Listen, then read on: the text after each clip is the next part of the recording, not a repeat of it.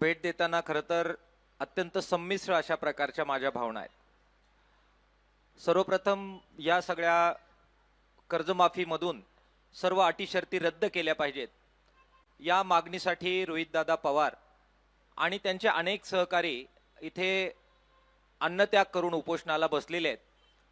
महाराष्ट्राच्या सबंध शेतकरी समुदायाच्या वतीने, अखिल भारतीय किसान सभेच्या वतीने आणि मार्क्सवादी कम्युनिस्ट पक्षाच्या वतीने आमचे सगळे नेते इथे आलेले आहेत.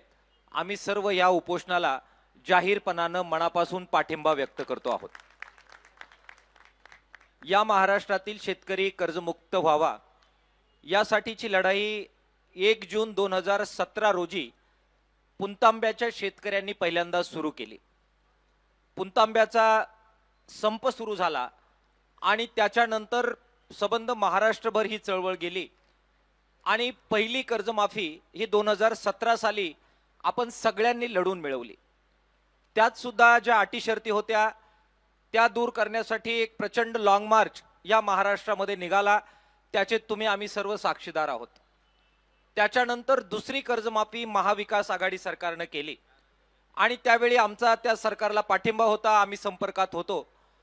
त्यात अनेक शेतकऱ्यांना न्याय देण्याचं काम त्यावेळी काही प्रमाणामध्ये झालं. मात्र त्यात सुद्धा काही उणिवा होत्या आणि त्या विरोधात तुम्ही आम्ही संघर्ष केलेले कार्यकर्ते आहोत. देवेंद्र फडणवीस साहेबांनी निवडणुकीच्या पूर्वी परत एकदा शेतकऱ्यांची कर्जमाफी करण्याचं आश्वासन दिलेलं होतं आणि म्हणून तुम्ही बोललात त्याप्रमाणे कर्जमुक्ती करा यासाठी एक जबरदस्त लढा परत आपल्याला उभा करावा लागला. बच्चू कडू यांनी त्यावेळी पुढाकार घेतलेला होता. राजू शेट्टी साहेब आहेत, रविकांत तुपकरजी आहेत, वामनरावजी चटप आहेत आणि आम्ही सगळ्यांनी खूप बैठका त्यावेळी महाराष्ट्रभर केल्या आणि एक जबरदस्त आंदोलन उभं राहिलं. त्यांच्या उपोषणाला मला वाटतं रोहितदादा आपण सुद्धा आला होतात आणि पाठिंबा दिलेला होता. या सगळ्या लढ्याचा परिणाम म्हणून सरकारने कर्जमाफी जाहीर केली.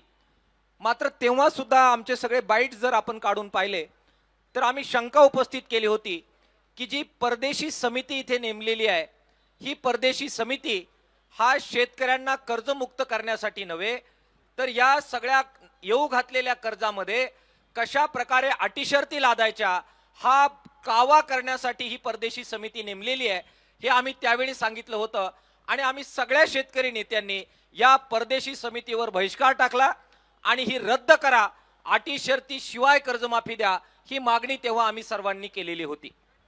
मला आठवतंय केवळ आम्हीच नव्हे, महाविकास आघाडीचे सगळे पक्ष आपण सगळ्यांनी सुद्धा त्यावेळी ह्या अटी शर्ती शिवाय कर्जमाफी करा ही मागणी तेव्हा सुद्धा केलेली होती. आमची शंका रास्त होती. आज देवेंद्र फडणवीस सांगतायत की बिलकुल या अटी शर्तींचा कोणताही तोटा होणार नाही. परवा दिवशी रोहितदादा मी त्यांचा बाईट ऐकला. ते म्हणाले की हे सगळं जे काही विरोधी पक्ष आणि संघटना पसरवतायत की अटी शर्तींमुळे तोटा होणार, त्यांचं ऑन रेकॉर्ड सांगतायत लवंडीजी 99% शेतकऱ्यांना अटी शर्तीचा काही त्रास होणार नाही. हे बाईट परवा दिवशी सबंध मीडियामध्ये आदरणीय देवेंद्र फडणवीस साहेबांचे फिरलेले आहेत. आपण त्याचा प्रतिवाद केल्यानंतर आता काल त्यांचा परत नवा खुलासा आला रोहितदादांच्या उपोषणानंतर आणि किसान सभेनं शासनादेश सगळ्या महाराष्ट्रात जाळल्यानंतर खुलासा आला. ते आता म्हणतायत 70% लोकांना याचा काहीही तोटा होणार नाही, केवळ 30% लोकांनाच अटी शर्तींचा तोटा होईल. काही आकडेवारी या मंचावरून देवेंद्र फडणवीस साहेब तुमच्या पुढे मला ठेवायची आहे. काल सुद्धा मी ती ठेवली आहे, काही लेखातून पण ठेवलेली आहे आणि याचा युक्तिवाद तुम्ही करा. तुम्ही जर हे खोडून काढलं आणि मान्य केलं की 70% लोकांना काही लाभ त्रास होणार नाहीये तर रोहित दादा आपल्याला सुद्धा काही आपला देह जाळण्याची गरज पडणार नाही. फक्त देवेंद्र फडणवीस साहेबांनी हे सिद्ध करून दाखवावं की कसा त्रास होणार नाही. 2-4च आकडेवाऱ्या मला मांडायच्या आहेत, त्यांनीच दिलेल्या आकडेवाऱ्या आहेत. देवेंद्र फडणवीस साहेब म्हटले 56 लाख शेतकऱ्यांना कर्जमाफीचा लाभ होणार आहे. स्वागत आहे, आकडा लॉक करूया. 56 लाख शेतकऱ्यांना तुम्ही लाभ देणार आहे. त्यापैकी तुम्ही सांगितलं 2019 मध्ये ज्या शेतकऱ्यांना कर्जमाफीचा लाभ मिळाला त्या शेतकऱ्यांना आता तुम्ही या कर्जमाफीमध्ये अट टाकली आहे की त्यांना आता 2 लाखाचा लाभ मिळणार नाही, त्यांना केवळ 50,000चा लाभ मिळेल आणि तो सुद्धा त्यांच्यावरचं 50,000पेक्षा जास्त कर्ज जर त्यांनी फेडलं तर त्यांना लाभ मिळणार आहे. म्हणजे हे 2019च्या कर्जमाफीमध्ये पात्र असणाऱ्या शेतकऱ्यांना तुम्ही अट टाकलेली आहे. किती शेतकरी असे, तर तुम्हीच प्रसार माध्यमांना दिलेल्या आकडेवारीनुसार असे शेतकरी 12,71,000 आहेत, ज्यांना 50,000च्या आत ओटीएस केलं तर लाभ मिळणार आहे. नियमित कर्जदारांना तुम्ही 50,000च देऊ घातलेले आहेत. त्याच्यावर मागच्या सरकारपेक्षा जास्त कडक अट टाकली आहे आणि सांगितलं की आम्ही हे 50,000 देऊ, पण कधी किमान 4 वेळा तुम्ही कर्ज भरल्याचं सिद्ध केलं पाहिजे. ही अट टाकली आहे तुमच्या सरकारने 50,000 रुपयासाठी सुद्धा. असे शेतकरी किती आहेत? तुम्हीच आकडा दिलाय 23,63,000 असे शेतकरी आहेत जे 50,000च्या आत तुम्ही प्रोत्साहन अनुदान देणार आहे, त्याच्यावर 4 वेळा कर्ज भरल्याची अट तुमच्या सरकारने टाकलेली आहे. बेरीज करा ह्या दोघांची, तो आकडा होतो 12,71,000 2019चे लाभार्थी शेतकरी ज्यांना तुम्ही देणार नाही 50,000च्या आत देणार, आणि 23,63,000 जे नियमित शेतकरी आहे त्यांना 4 वेळा कर्ज भरायची तुम्ही अट टाकलेली आहे. असे शेतकरी 23,63,000 बेरीज केली तर असे शेतकरी होतात 36,34,000. 56 लाख शेतकऱ्यांमधून तुम्ही हे 36,34,000 शेतकऱ्यांची तुलना केली तर त्यांचं पर्सेंटेज होतं 65% शेतकरी, ज्याला तुम्ही ह्या जाचक अटी लावलेल्या आहेत. अधिक आता परत ज्यांचं 2 लाखाच्या वर कर्ज आहे त्यांना परत तुम्ही अट टाकली 2 लाखाच्या वरचं कर्ज त्यांनी फेडलं पाहिजे तर कर्जमाफीमध्ये घेणार. असे शेतकरी किती आहे? तुमचाच आकडा आहे सरकारचा, 2,90,000 असे शेतकरी आहे. परत यांचं पर्सेंटेज आपण 56 लाख शेतकऱ्यांबरोबर टॅली करू, तो आकडा होतो 5%. म्हणजे 50,000च्या आत बसवलेले 65% आणि ओटीएस मध्ये तुम्ही घ्यायला निघालेले ते 5%, म्हणजे 70% शेतकरी तुम्ही 50,000च्या आत गुंडाळलेले आहेत. हे 5% सोडले तर, आणि अटी शर्ती त्यांना लावलेल्या आहेत. तुमच्या अटी शर्ती एवढ्यावर थांबत नाही. तुम्ही 25,000च्या पगारावर राबणाऱ्या साखर कामगारांना सुद्धा कर्जमाफीतून वगळलंय. हंगामी साखर कामगार जे खरं तर 3-4 महिनेच कारखान्यात जातात, 4-5 महिनेच त्यांचा पगार होतो, 5 महिने गुणिले 25,000 म्हणजे एवढे रुपये, 1.25 लाख रुपये वर्षाला जरी मिळाले तरी त्यांना तुम्ही कर्जमाफीतून त्या साखर कामगारांना वगळले. सूत किरणीत काम करणारे कामगार, दूध संघात काम करणारे कामगार, हे सगळे कर्जमाफीतून तुम्ही वगळलेले आहेत. मला समजत नाही, लोकशाहीवर निवडून आलेले तुम्ही आहात, संविधानिक पदावर बसलेला आहात. अहो, लोकशाहीमध्ये ज्या लोकांनी निवडणूक लढवली, रिझर्वेशनमुळे गरीब माणूसही आज पंचायत समितीत जातोय. रिझर्वेशनमुळे आमचा आदिवासी माणूस, दलित माणूस, झोपडीत राहणारा माणूस सुद्धा पंचायत समिती, जिल्हा परिषदेचा सदस्य होतोय. फडणवीस साहेब, तुमचं लॉजिक असं आहे की तो निवडून आला म्हणजे तो श्रीमंत आहे, त्याला आता कर्जमाफीची गरज नाही, त्याला सुद्धा तुम्ही कर्जमाफीतून वगळलेलं आहे. लोकशाही न समजल्याचं हे लक्षण आहे. आणि म्हणून ही सगळी बेरीज केली, हे साखर कामगार, हे लोकप्रतिनिधी वजा करा, ठोकळ बेरीज केली तरी त्याचा आकडा 70% आहे, ज्याला तुमच्या सरकारने अटी शर्ती लावलेल्या आहेत.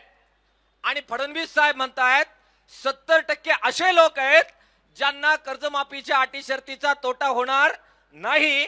साहेब, गणित काय आहे ते तुम्ही या पांडुरंगाच्या भूमीमध्ये येऊन समजून सांगा. तुमच्या बरोबरचं भांडण 1 मिनिटात छत्रपती शिवाजी महाराजांच्या साक्षीनं मिटून टाकायला आम्ही तयार आहे.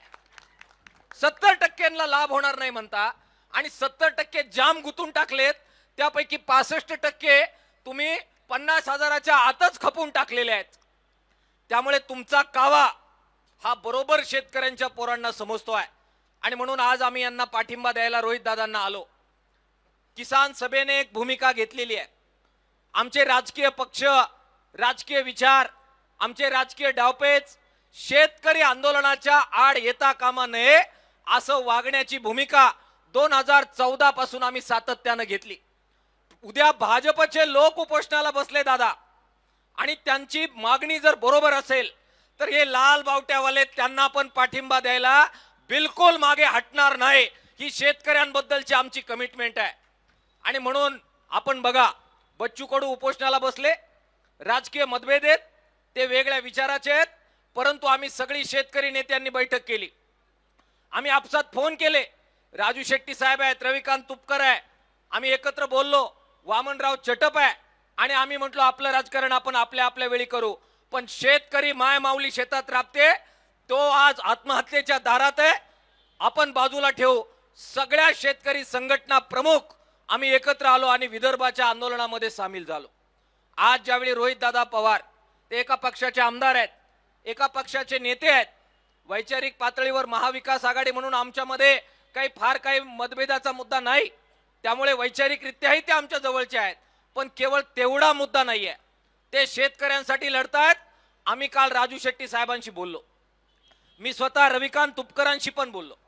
आपल्या फोन झाल्यानंतर त्यांना विनंती केली की आपल्या आपल्या आंदोलन चालू राहतील. किसान सभा आमच्या पातळीवर आम्ही लढतोय. आम्ही महाराष्ट्रभर या आदेशाची होळी केली. काल कृषी मंत्र्यांना आमचं सगळं शिष्टमंडळ जाऊन भेटलं. वो लढाई जारी रहेगी, उसमें कोई दो राय नहीं है. परंतु आज ते लढतायत तर आपण त्यांच्या पाठिंब्याला गेलं पाहिजे. आणि मला खात्री आहे की राजू शेट्टी साहेब, रविकांत तुपकर साहेब आहेत, वामनराव चटप आहे, हे सगळे शेतकरी नेते शेतकऱ्यांसाठी जो जो प्रामाणिकपणानं लढेल, राजकारण नंतर आम्ही जाणार, पाठिंबा देणार आणि मागे उभे राहणार आणि शेतकऱ्यांच्या बाजूने त्या बाबतीतली भूमिका आम्ही घेणार आहोत. रोहित दादा, आपण मागण्या ज्या केल्या त्या अत्यंत रास्त मागण्या आहेत. अटी शर्ती काढून टाका आणि 7-12 कोरा करा, इतकं साधं आपलं त्याच्यामध्ये म्हणणं आहे. तुमची एक भूमिका मला आवडली, ही चर्चेच्या गोंधळात पडायचं नाही. हे चर्चेला गेलं की खूप कमी लोक आहेत तो ज्यांना त्यांचा डाव आणि कावा कळतो. मला आज अजित पवार साहेबांची आठवण मुद्दाम होऊन होते आहे. मला आज फेसबुकने आठवण करून दिली. दुधाच्या आंदोलनात मी उपोषणाला बसलो होतो आणि त्याच्यानंतर ते सुटल्यावर आजच्याच दिवशी 2 वर्षापूर्वी दादांच्या बरोबरच्या बैठकीचा फोटो हा आज फेसबुकने मला आठवण करून दिला. कर्जमाफीच्या विदर्भातल्या आंदोलनानंतर राजू शेट्टी साहेब होते, रविकांत तुपकर होते, बच्चू कडू होते, मी होतो, वामनराव चटप होते, देशोन्नतीचे पत्रकार होते, आणि त्या बाजूला देवेंद्र फडणवीस साहेब होते, अजित पवार साहेब होते आणि एकनाथ शिंदे साहेब होते, कृषी मंत्री पण होते. कर्जमाफीच्या मध्ये काय डेडलॉक होणार आहे हे ज्यावेळी आम्ही सांगितलं, माझं ऑन रेकॉर्ड त्यावेळची मुलाखत आहे, अजूनही जाऊन बघा. सगळ्यात अगोदर काय क्लॅशेस होणार आहे आणि ग्रामीण अर्थव्यवस्था ह्या घोषणेमुळे कशी कोलॅप्स होणार आहे हे ज्यावेळी सांगितलं, सगळ्यात अगोदर त्या बैठकीत आपण बरोबर बोलतो हे कोणत्या माणसाच्या लक्षात आलं होतं, ते अजित पवारांच्या लक्षात आलेलं होतं. मी नम्रपणाने सांगतो. आणि त्यावेळी प्रशांत कदम यांना जी मी मुलाखत दिलेली आहे, ऑन रेकॉर्ड आहे, त्यावेळेस सुद्धा मी हे वाक्य, तुमच्या स्टेजवर आलो म्हणून एक बोलायचं आणि मागे असं नाही, त्यावेळी पण मी हे अधोरेखित केलेलं होतं. त्यामुळे देवेंद्र फडणवीस साहेबांना मला विनंती करायची आहे की ह्या चर्चा आणि चर्चाचे गोंधळ थांबवा. सरळ डिक्लेअर करा की तुम्ही 70% लोकांना कर्जमाफीचा कोणताही अटी शर्तींचा त्रास होणार नाही, हे तुमचं वाक्य आहे. ते वाक्य सिद्ध करा, मग सकारात्मकता बाकीच्या 30% लोकांच्या बाबत आपण चर्चेला सामोरं जाऊ. पण तुम्ही जे बोलताय तेच जर खोटं असेल तर मग बाकी चर्चेला अर्थ राहणार नाहीये. आणि म्हणून आम्ही सगळे बरोबर आहोत. तुम्ही लढताय. आमच्या सगळ्या शेतकरी संघटनांना मला विनंती करायची आहे की आपलं राजकारण, आपल्या संघटना आपण परत चालू, परंतु आज जे लढतायत त्यांच्या मागे आपण उभं राहू. राजकारणाच्या पलीकडे जाऊन हे काम करू. महाविकास आघाडीतील माझ्या सगळ्या सहकाऱ्यांना सुद्धा मला विनंती करायची आहे, राजकारण होत राहील, परंतु काँग्रेसचे आमचे सपकाळ साहेब आहेत, तुमच्या मंचावरून मला सांगायचं आहे, आमचे उद्धव ठाकरे साहेब आहेत, आमचे नेते आहेत महाविकास आघाडीचे, तुमच्या मंचावरून मला सांगायचं आहे की शेतकऱ्यांचा हा अभूतपूर्व लढा आहे. याच्यामध्ये रोहित दादांच्या स्टेजवर अजित नवलेंनी जायचं का आणि अजित नवलेच्या स्टेजवर परत अजून कोणीतरी दुसऱ्या कोणी जायचं का, हा मानपणाच्या लढाईचा हा काळ राहिलेला नाही. आणि म्हणून या पांडुरंगाच्या भूमीमध्ये वारकरी आणि शेतकरी हे खरं तर एकच आत्मे आहेत. त्या वारकऱ्यांच्या भूमीमध्ये सर्व मतभेद विसरून सर्व पक्षाच्या राजकीय नेत्यांनी सर्व संघटनांनी यावं. आपल्या गावातल्या गावखेड्यातले शेतकरी पोरांना मला सांगायचंय, अरे जातीचा प्रश्न निघाला तर किती मोठमोठ्यानं जीवाच्या आकांतानं लढता, मग मातीच्या प्रश्नासाठी मागे राहून भावांनो आपल्याला चालणार आहे का? गावागावामध्ये जिथे असाल तिथे एकत्र या. त्या ठिकाणी झेंडे पक्ष पार्ट्या बाजूला ठेवा. नेत्यांची नावं घेण्याची गरज नाही, ते सुद्धा बाजूला ठेवा. अमक्या नेत्याच्या मागे तमक्या नेत्याच्या मागे नाही. आम्ही शेतकरी पोरांच्या मागे उभं राहायला तयार आहे. पण गावागावामध्ये जातीसाठी लढलात राजे हो, एकदा मातीसाठी, परत एकदा शेतकरी बापासाठी गावागावात उभे राहा. हे शेतकरी पोरांना आव्हान, राजकीय नेत्यांना आव्हान, सगळ्या शेतकरी चळवळीतल्या कार्यकर्त्यांना आव्हान. आपण सगळे एकत्र होऊन लढूया आणि शेतकरी मायबापाचं स्वप्न जे आहे कर्जमुक्तीचं, हमी भावाचं, त्याच्यासाठी पुढे घेऊन जाऊया. मी एक फलक पाहिला, तुम्ही पीक विम्याबद्दल पण बोलतात, तुमचा आभार. महत्वाचा मुद्दा आहे तो आपण बरोबर घेऊ. आणि देवस्थान जमिनीच्या कायद्याच्या बद्दल जो परवा आपण लढून मिळवला, काही लोकांच्या आग्रहाखातर तो ड्राफ्टच त्यांनी स्थगित केला आणि नवा ड्राफ्ट करायचं म्हटलेले आहेत. या सगळ्या शेतकरी प्रश्नांसाठी भावांनो एकजुटीनं लढूया. राजकारणाच्या वेळी राजकारण, पण लढाईच्या वेळी शेतकरी बापाबरोबर इमान राखून लढूया. देवेंद्र फडणवीस साहेबांना शेवटची विनंती आहे की अंत आमचा पाहू नका, परंतु या अंतिम टप्प्यामध्ये